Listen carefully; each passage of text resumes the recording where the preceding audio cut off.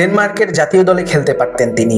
আধুনিক ফুটবলের স্বপ্নময় পরিক্রমায় ইউরোপের সব সুযোগ তার সামনে খোলা ছিল, কিন্তু তিনি বেছে নিলেন লাল সবুজের পতাকা, বাংলাদেশের নামের পাশে নিজের পরিচয় বসাতে। তার নাম জামাল ভুঁইয়া। আমরা অনেকেই তখন বুঝে উঠতে পারিনি কি অসামান্য এক ত্যাগ করেছিলেন তিনি, হয়তো আজও পুরোপুরি বুঝে উঠতে পারি না। আমরা শুধু মাঠে তার খেলা দেখেছি, কিন্তু তার ভেতরের যুদ্ধ, দেশের প্রতি তার অগাধ ভালোবাসা, সেটি অনুভব করিনি। আজও আমাদের ফুটবল সিন্ডিকেটে রাজনীতির অন্ধকারে হারিয়ে যায় এমন অনেক জামাল। আমরা সঠিকভাবে তাদের সম্মান দিতে পারিনি, তাদের আবেগকে জায়গা করে দিতে পারিনি।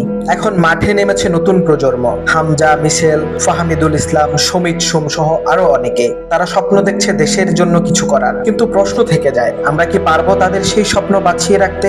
আমরা প্রার্থনা করি তারা যেন হারিয়ে না যায় সেই পুরনো সিন্ডিকেটের ছোবলে। তারা যেন হয় নতুন বাংলাদেশের নতুন বীর। আমরা স্বপ্ন দেখি একদিন বাংলাদেশ খেলবে বিশ্বকাপে, মাঠে বাজবে আমাদের জাতীয় সঙ্গীত, আমার সোনার বাংলা, আমি তোমায় ভালোবাসি। চোখে জল থাকবে কোটি মানুষের। সেদিন শুধু জামাল নয়, জামালের পথ বেয়ে হাঁটা প্রতিটি তরুণের চোখে আমরা দেখব একটাই বার্তা, বাংলাদেশ তুই পারবি।